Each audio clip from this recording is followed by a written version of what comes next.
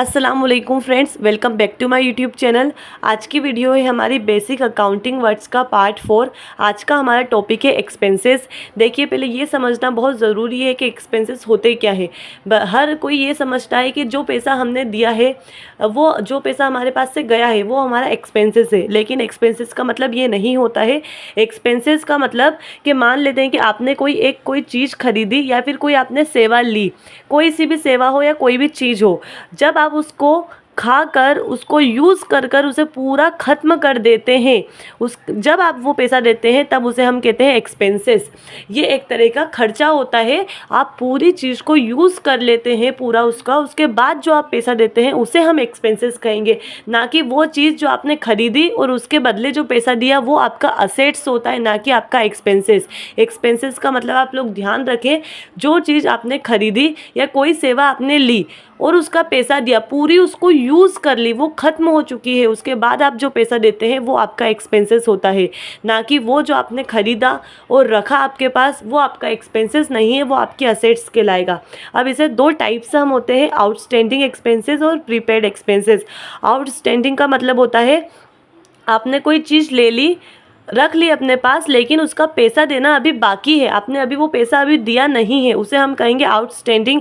इसको आप इसका एक एग्जांपल है कि आप कोई स्टूडेंट है, आपने इस पूरा साल पढ़ रहे हैं, लेकिन अभी तक आपने स्कूल की फ़ीस नहीं दी, अभी स्कूल की फ़ीस देना बाकी है, उसे हम कहेंगे आउटस्टैंडिंग एक्सपेंसेस यानी अदत्त व्यय। जस्ट उसका अपोजिट होता है प्रीपेड एक्सपेंसेस यानी अग्रिम या पूर्वदत्त व्यय।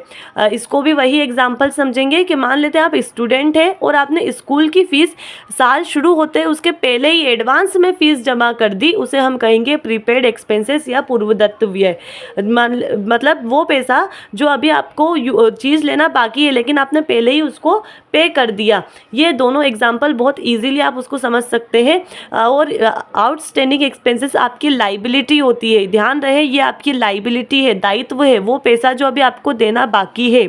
और प्रीपेड एक्सपेंसेस आपकी असेट्स होती है, जो पैसा अभी आपने शुरुआत में ही पे कर दिया है, आपने उसकी सेवा या फिर उसकी जो चीज़ है वो ली नहीं है। आई होप आपको ये टॉपिक समझ आ गया होगा। वैसे ये दिखने में बहुत इजी होता है, लेकिन आपको इसका डीप नॉलेज होना बहुत ज़रूरी है। अगर आप अकाउंटिंग करते हैं तो आपको एक्सपेंसेस का नॉलेज होना ज़रूरी है।